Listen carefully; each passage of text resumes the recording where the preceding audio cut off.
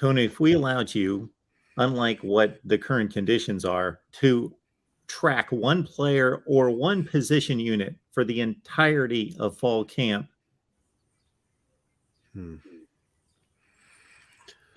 That is interesting. Probably can I say the defensive line? Is that one position group, or defensive tackles perhaps even? Because I think defensive ends are all going to play. Defensive tackles, I'll be interested to see what kind of movement redshirt freshman like Mike Hall can make. There's some seniors in there that are veteran players who've been around. What does Ty Hamilton do at nose tackle? So I think the interior of the defensive line is interesting to me because there's depth, there's some veterans, but it's not like they've been outstanding because they got ran on last year. Michigan ran on them. Minnesota was.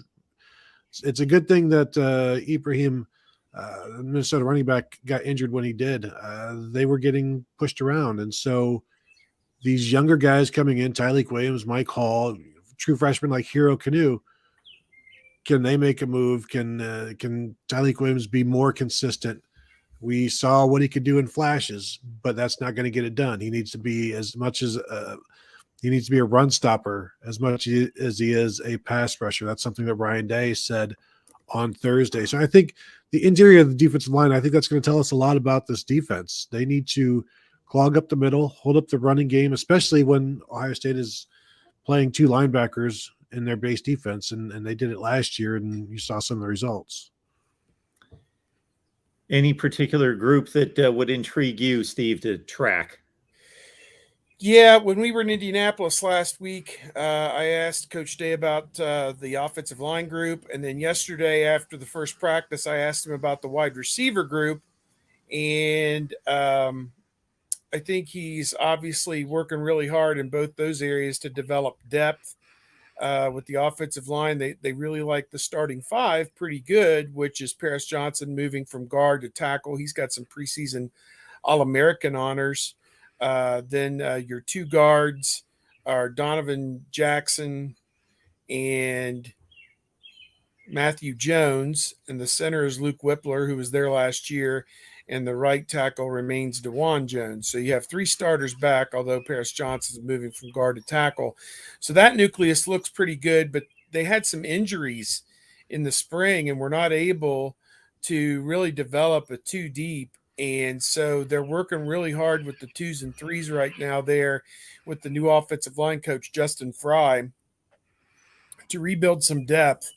And if you have followed this Ohio State program for many years, Urban Meyer said they're an offensive line driven program, and that really kind of typifies everything. They kind of set the tone for everything else because they're the ones who pave the way for all the points to be scored, and they have to play well. So that's the first thing.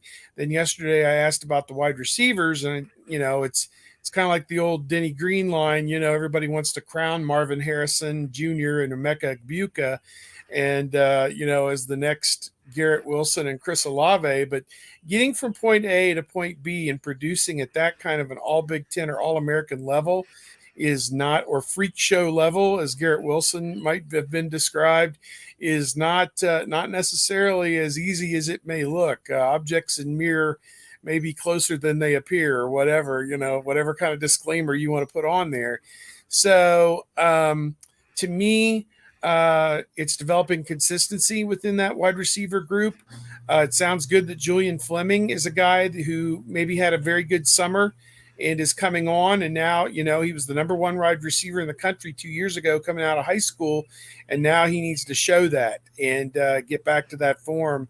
And so we'll see. And Cam Babb, so far so good. Knock on Glitwood here on my coffee table. He is healthy and could be a participant and a contributor for Ohio State on offense. Look for him in the number one. I'd say he's got a new number, but he never played any real football in any other previous number. I mean, maybe a few plays here or there. So look, if you see number one out there catching passes, that is Cameron Babb, who's been at Ohio State. I think he's in his fourth year going into, and hoping to make some inroads now. A kid from St. Louis area that has again, was another top guy coming out of high school, but just hasn't had the opportunity, yet because of injuries to show what he could do. Steve, that's assuming he's not wearing the block O by the time the season starts. That's an entire possibility. I'm having a hard time wondering who may get that. I think he's a good possibility for it. Paris Johnson's a junior. Man, there's not a lot of seniors on the team. Somebody looked at the roster I posted and said there's only 5 guys in their final year of eligibility. I guess maybe they're taking into account guys who could return as super seniors. And they were surmising there'll be a few guys that'll have to have the talk in the spring that, there's, you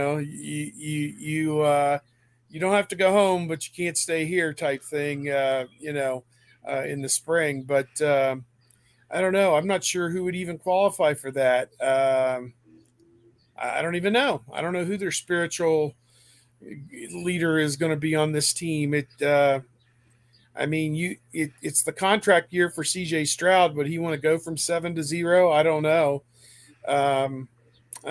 Interesting. I'm not sure what they'll do. He's making too much on jersey sales. Yeah, he's making too much on them 7s.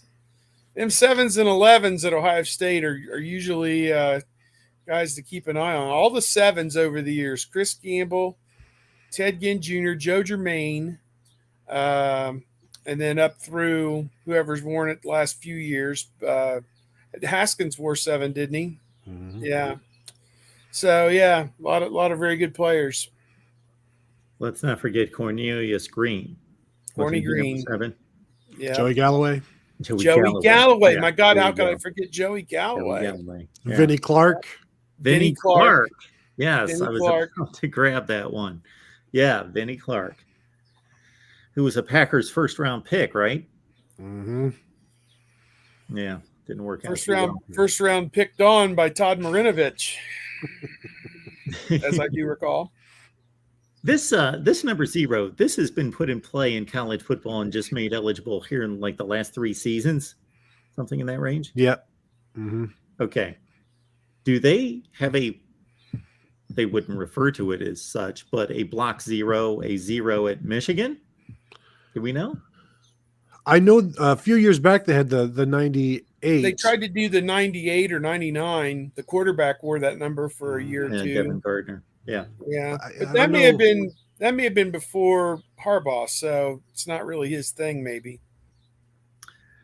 And so my position to track, if I could follow any position, I would love to see if I could look at some kind of comparison between JT Tuimoloau, Jack Sawyer, the 2 young studs, and compare them to Zach Harrison and just see them rep after rep after rep after rep, and especially against starting defensive tackle or offensive tackles, and see if I could see some kind of separation. Of course, Harrison should be the most polished, but I would just be fascinated to see if I could determine some kind of skill or athletic difference between those 3.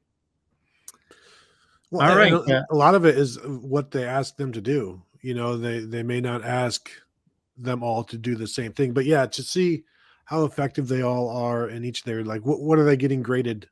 What are their grades every single day after practice? Because that does get done. Every time we see him, like Zach Harrison is always the starter. Like he's always the guy. So you figure he's doing exactly what he's asked. He just doesn't get to the quarterback as much as everybody would like. So I'm interested to see if that changes this year with Jim Knowles. Back to your quick question about the Michigan. They do have 2 zeros right now. They've got the freshman receiver and Mike Stainer still, who is switching back and forth between receiver and corner. And I've seen some speculation that he may actually be starting at corner for them at some point this year, which is not exactly what you want to hear about your defense, in my opinion.